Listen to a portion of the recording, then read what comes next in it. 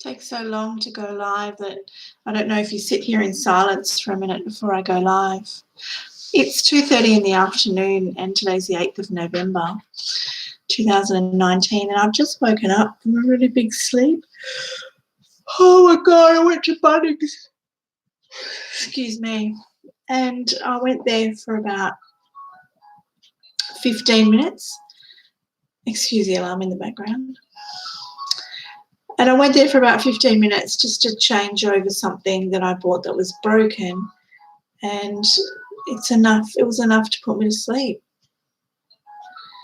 I didn't go anywhere in particular, just down near the garden section, in the garden section. And at the end of it where the sheds are, and walked through the shop to get there, of course. But the health effect that going to Bunnings has on me is quite extraordinary. And I don't know if it was the glyphosate or just simply the amount of chemicals that are in the air at Bunnings makes me ill. So currently there's a petition somewhere on the internet, I'm not quite sure, that says that Bunnings sells glyphosate, they should get it off their shelves and they should not make it available for the public. You know, for people with my health condition, just walking to a shop or walking in Kmart, Coles, everyday shopping place, but more so Bunnings because of the amount of chemicals that are in that place, is actually a health hazard for anybody with MCS. And I feel sorry actually for the people that have to work there all day, exposed to it all, but I'm quite sure in the long run their health would be affected.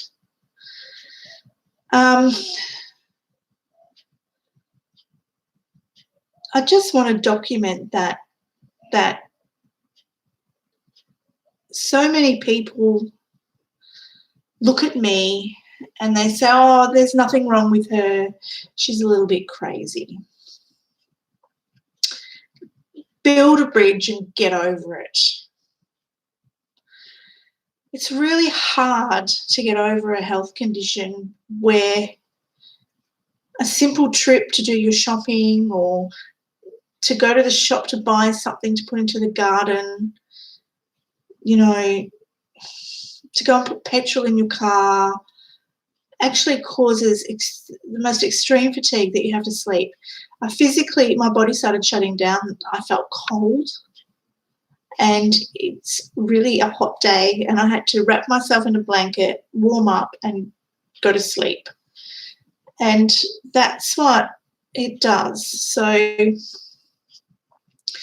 not sure what to do about this attitude of most people of building a bridge and getting over it, because I can't. Between that and watching my own children react to chemicals in the same manner as what I do, it's really hard to get over. And I've had to get over some things in my life, you know, and I do and I can, and you move on and you make yourself busy and you get on with life. But this condition is beyond what me, a strong person, can deal with. How are you, Mike? I'm really glad that someone's here showing some support. I feel really isolated and judged and alienated and lonely. And yesterday, Indley came home from school and she was most upset because she slipped that I don't have any friends to her peers at school. And she's right. I haven't had a friend visit my house as a friend for almost 20 years. The only people to come in my house has been some support workers who tried about 5 years ago to help me with my home, but they had too much perfume and made me feel ill. And a person that I know, Debbie, came to my house once about 5 years ago. My brother, 4 years ago, came once. He lives 5,000 miles away. So, and my sister's been here maybe twice to visit me. And that's it, all in 15 to 20 years. I can count the amount of people who have came to visit me. It's pretty lonely, and it's a direct result of me buying a house next to the Atlas tip site and it poisoning me. Prior to that, I was a really sociable person. I was very, very sociable. I worked in childcare. I worked in a pub dealing with drunk people. I was friendly and showed empathy and had a lot of love for people. Now, my emotions are raw.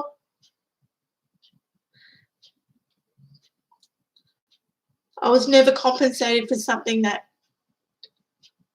has destroyed my life, and now my grandchildren's lives, because I have to watch them now, exhibit signs of chemical sensitivity, and I'm not joking, even down to severe tics, solid jerking movements in their bodies and vomiting when they eat certain foods, things that I've never had to witness in my own daughters. So I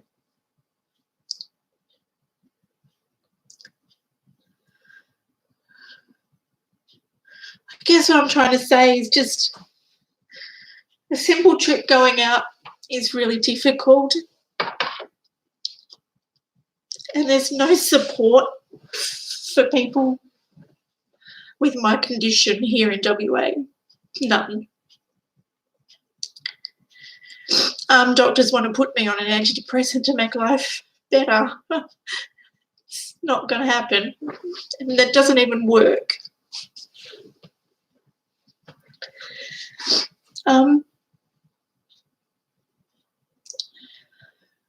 Clearly talking about this makes me really upset, so I'm going to go now, and I just want to know how you feel about when people tell you to build a bridge and get over it, when you hardly know what my bridge is built with,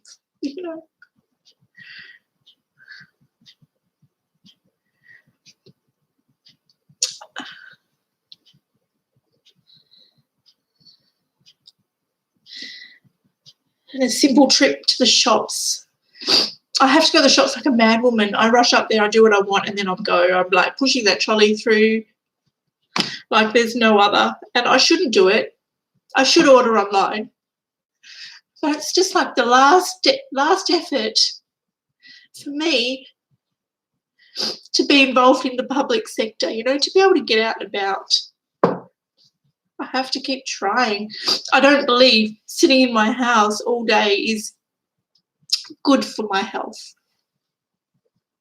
Can't be good for anybody. Especially since I don't have a single friend, which made Indley break down the other day. She just cried and cried. She said that the girl that heard her said, "Oh, well, that's a bit depressing." And she said, "Mum, most of the people at school don't really even understand." And they don't. We went to try a new school out. And I was walking through the place and all I could smell was fresh air with a hint of glyphosate. And it doesn't matter where I go. And now I'm smelling it in shampoos, and I'm becoming more and more sensitive to everything. All I can do is keep documenting my life, and and hopefully in the future make some more positive things about what it means to have an environmental illness, and it might help someone in the future. So that's where I'm going, hopefully with this channel, and to teach people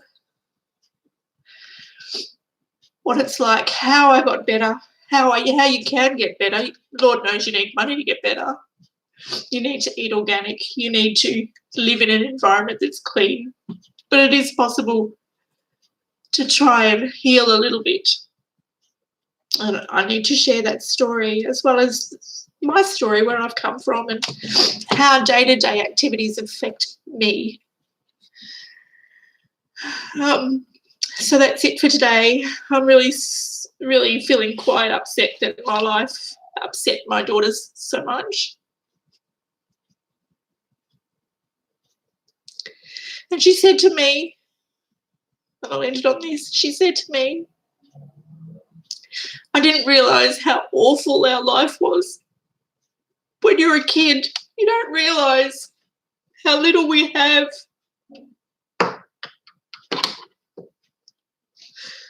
And how boring and unusual our family is.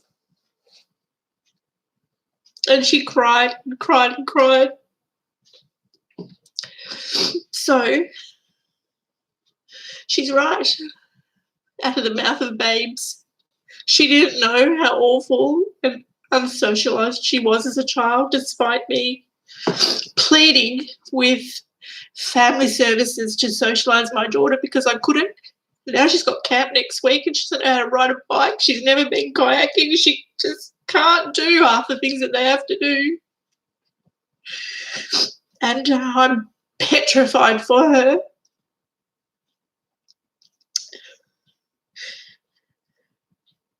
And she complains about perfumes and sprays and things. And it breaks my heart knowing that she was born into this family.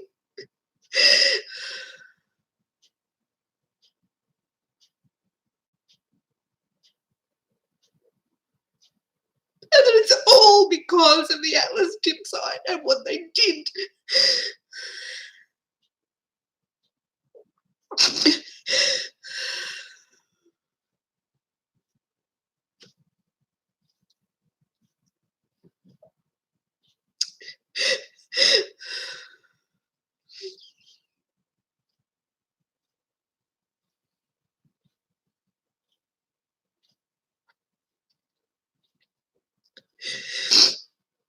So while the rest of my brothers and sisters are out there having a wonderful time and travelling and going on holidays and working and living a normal life as I did prior to being poisoned, this has been my life for 20 years. It's been a long time.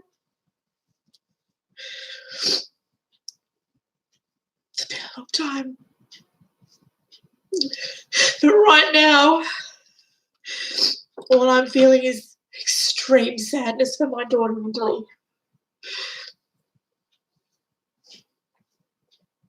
who is just realising what life is all about for me and what life is all about for her, and how little support she will get in life, and how little people understand. Most of the children at her school just berate her for her not being vaccinated or not being able to wear perfume, or just the things that she says, I just don't want to do, Mum, or the teachers are saying, what does a little bit of spray does? And Ainsley turns around to that teacher, she said, well, actually, I can't wear it inside my house, and Mum makes me take my shoes off at the front door, and then she washes my uniform because I can't walk through the house with the residues of pesticides on my clothing. Thank you, Ainsley, for standing up for me and standing up for your rights in that school that treats you like rubbish. And they have no understanding of what you have to do either. So thanks, Bunnings, for the toxic air and putting me on this downward spiral that I am today. But it's just not only Bunnings, it's everywhere, no matter where I go. Even my neighbours, if they put washing on the line, I can't go outside in my own backyard.